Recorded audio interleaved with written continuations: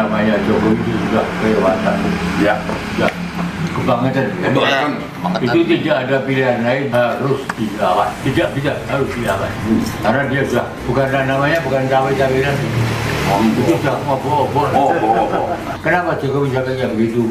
Karena dia sudah merasa ketakutan kalau kalah. Ya. Karena kalau sampai kasusnya banyak. Kalah, Waduh. berarti Nusa Kambangan sudah menunggu. Dijemput bahwa Mas Hasto itu dia mengingatkan salam dari Ibu Mega dan jangan lupa Mega Bintang. Artinya kita berhadapan dengan Orde Baru Jilid 2. Pak Menteri, Siap. alhamdulillah sehat. Alhamdulillah. Jadi kami kemarin memang dari tim Anies dan Caimin ingin ngobrol-ngobrol dengan senior. Bagaimana pandangan Kota Solo ini terhadap dukungan Amin? Di seluruh Indonesia itu kota yang termerah itu ada di Solo Raya. Oh, iya. Tetapi Dari zaman kolonial dulu dalam perkembangan ini orang yang pikirannya waras insya Allah akan memilih pada Anies. Alhamdulillah. Berapa persentasenya tuh Pak? Saya memang ada kedekatan dengan teman-teman dari PDI, betul? Ya. Dulu namanya PDI Pro Mega. Jadi memang dalam hal ini yang namanya Jokowi itu sudah kelewatan. Ya. Sudah kebangetan. Itu tidak ada pilihan lain, harus dilawan. Ya. Tidak bisa, harus dilawan. Karena dia sudah bukan namanya bukan cawe-cawean. Itu sudah ngobrol-ngobrol. Tidak ada pilihan lain. Jadi itu akan sangat lebih bagus kalau yang namanya nomor 1 dan nomor 3 bersatu untuk bersama-sama melengsarkan menjatuhkan Jokowi. Siap. Bagaimana hubungan senior dengan Ibu Mega dan sekjennya Pak Hasto? Gimana hubungannya?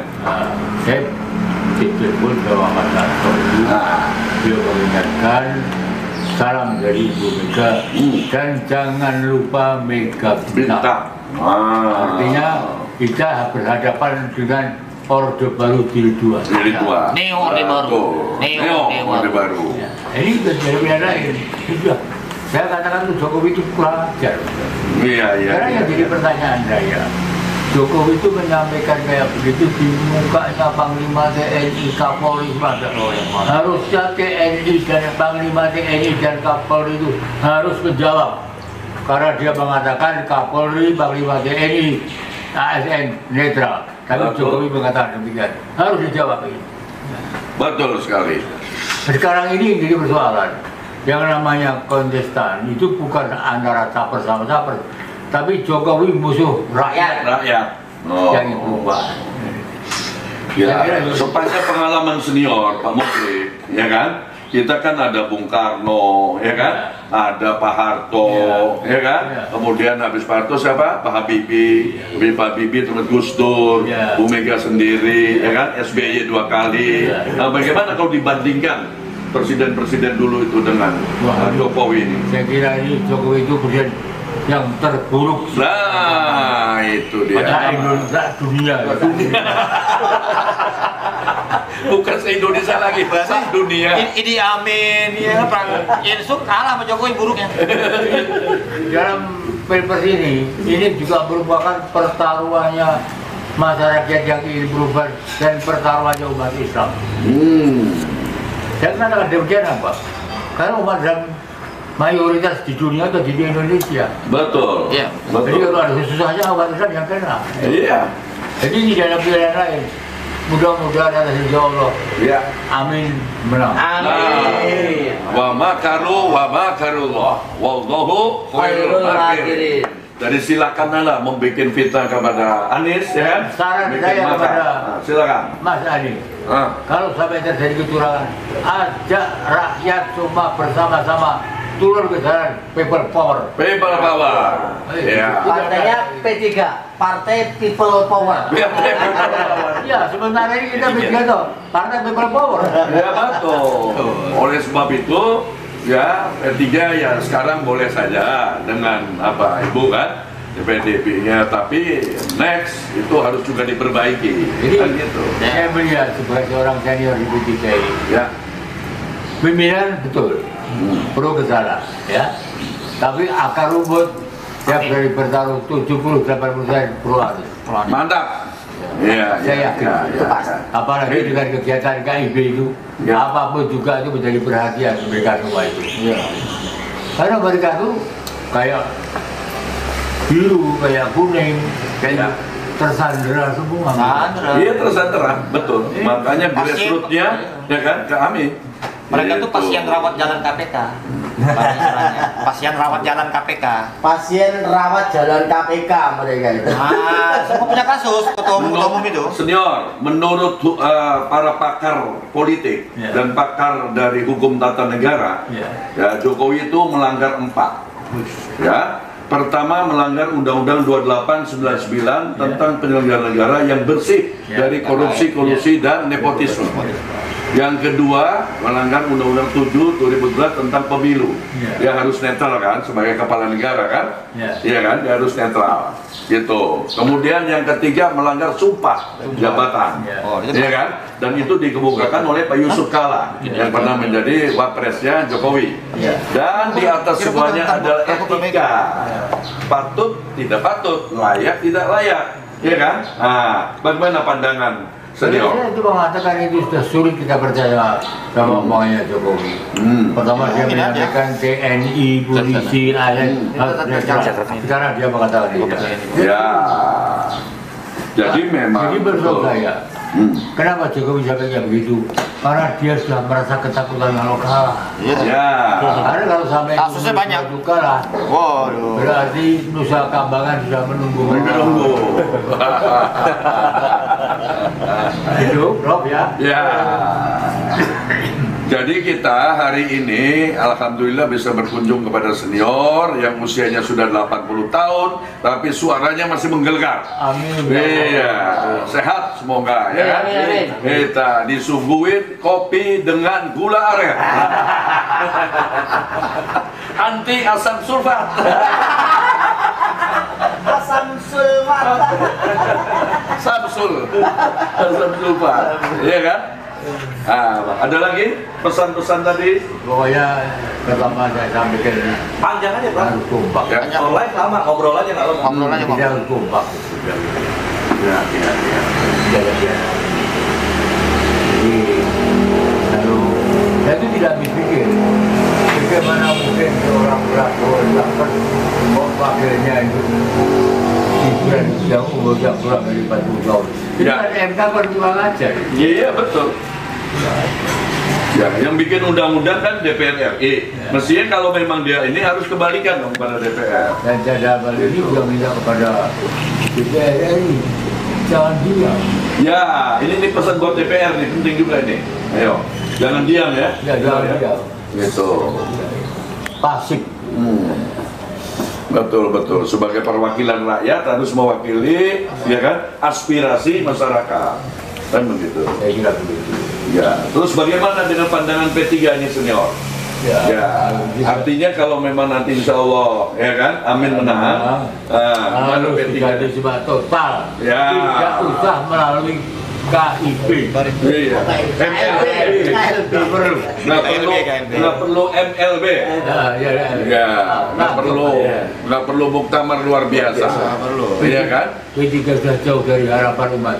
Partai yang berazas dan berislam, Ya. tapi kelakuannya naudzubillah dari percuma. Iya. Ambil alih. Ambil alih memang.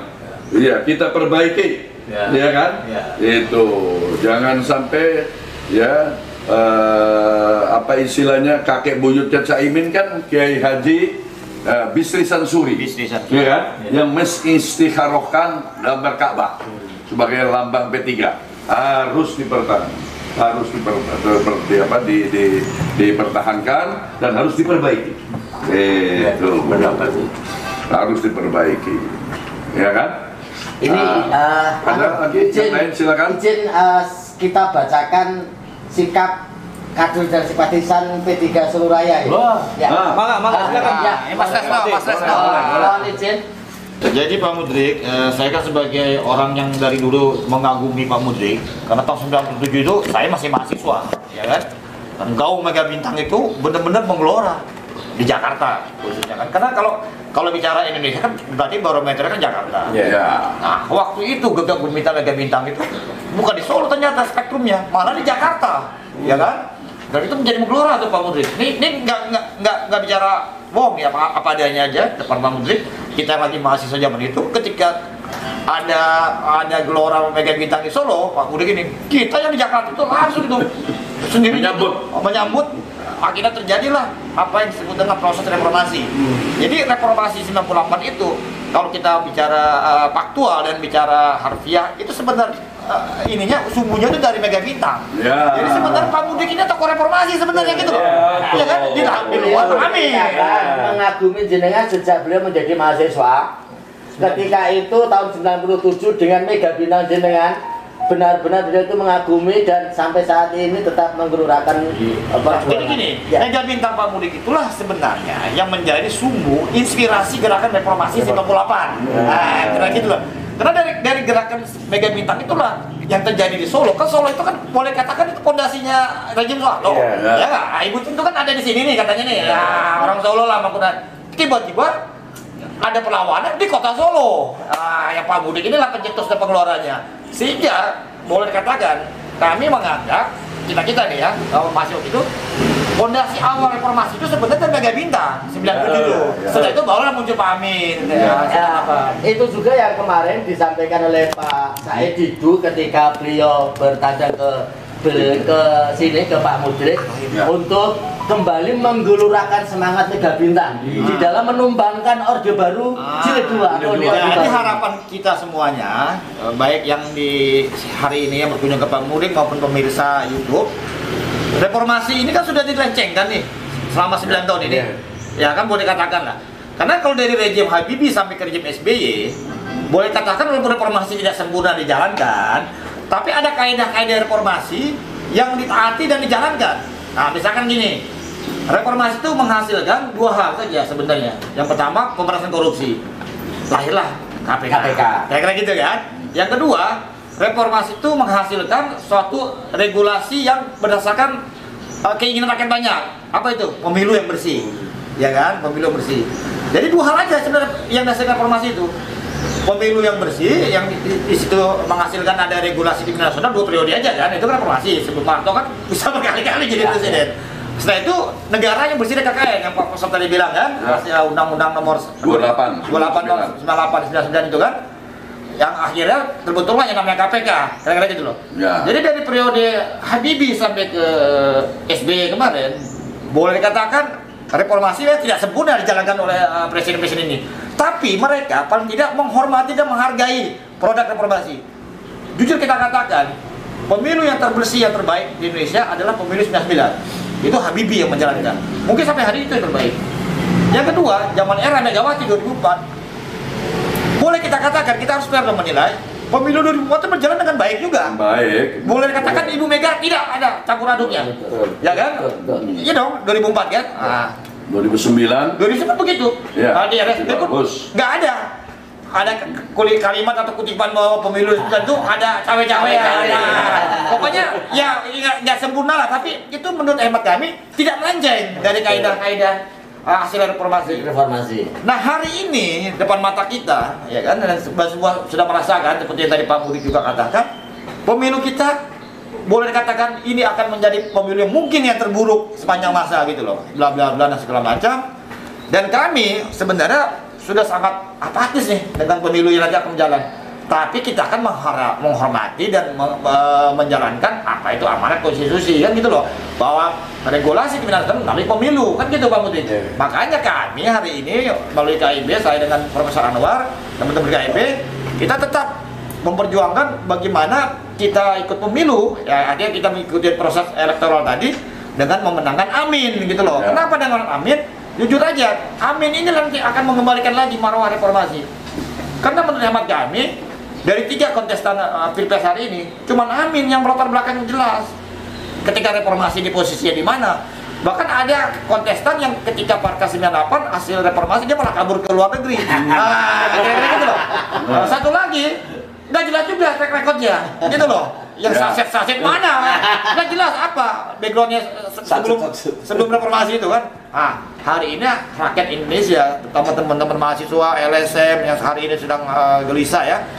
Kita semua ini yang dulu berlatar belakang aktivis dan sampai hari ini tetap jadi aktivis ya. Berkaca sama kemarin juga kita baru menyalakan Indemo Malari ya, 50 tahun Malari. Kita semua sedang mengalami proses yang boleh katakan ancaman terhadap demokrasi reformasi. Sehingga kita berharap dengan figur Amin nanti, insya Allah kalau mendapatkan amanat dari rakyat Indonesia, akan menjadi presiden dan menjadi wakil presiden, akan kembalikan lagi marwah reformasi kita, akan menjalankan lagi reformasi yang seutuhnya. Nah, apalagi yang Profesor bilang tadi, dua orang ini kan dari keturunan keluarga terhormat dan terpandang. Dua-duanya, kalau satu cucunya A.R. Baswedan, Pak Anies, itu founding father, jelas. Dia diplomat saat itu, dia yang Abdurrahman Baswedan, pahlawan nasional. Nasional kan. Dia yang mendapatkan pengakuan diplomasi Indonesia waktu itu. Iya, dari Mesir. Dari Mesir, dari negara-negara Timur Tengah ya, dari Pakistan juga segala macam. Tiga itu. Pak Bisri Samsuri juga kita tahu kan pendiri NU, kakeknya Caimin ya. Rais Am NU juga yang ketiga, lantas juga ada juga pahlawan nasional juga, dan juga pendiri P3 tahun 73 tadi kan, pendiri awal kemudian P3. Jadi kami berharapnya masyarakat Indonesia jangan ragu lagi, jangan sanksikan lagi. Kita tidak akan lagi memiliki calon yang punya background yang lengkap paripurna dari mulai keturunannya jelas, masaknya jelas, pendidikannya jelas, track recordnya jelas, ya kan? Ijazahnya asli, prestasinya jelas. Ada semuanya. Adabnya, betul. Agamanya. Seperti Pak Budi bilang tadi, kita ini kan negara masih Islam terbesar di dunia. Masa kita nggak boleh punya presiden pemimpin yang multi Islam, yang bisa ngaji, ya dong? bisa ngimami, bisa khotbah. Itu yang paling penting. Jadi cobalah hari ini rakyat Indonesia, baik yang muslim maupun non muslim, kapan lagi kita memiliki presiden, calon presiden yang benar-benar lengkap dari A sampai Z. Kita tidak akan lagi memiliki kesempatan dengan slogan perubahan yang lebih baik. Menurut saya, bro, Ya, setiap kali terjadi debat capres pesawat nomor 2 Langsung terjun bebas. terjun lah Mas. bagus dulu. Dan dia itu melihat sekarang pun Anies juga berani bersikap, punya keberanian. Iya, harus perubahan jelas. Demarkasi itu harus jelas tuh Pak Putri. Dia berani dong. Kemarin Caimin dong ngomong kalau perubahan. Harus jelas. Jawab langsung. Tolak IKN, tolak utang-utang najis itu. Harus jelas aja ngomongnya Apa yang masalah. disampaikan oleh Jokowi dijawabnya dia juga. ya betul. Kemarin itu kan si Didu bilang, semua bilang, ini yang bisa merekatkan antara merah PDIP itu dengan kelompok Muslim itu hanya PKB Bintang. Ya, dia bilang gitu. Tapi dia bilang. Betul itu.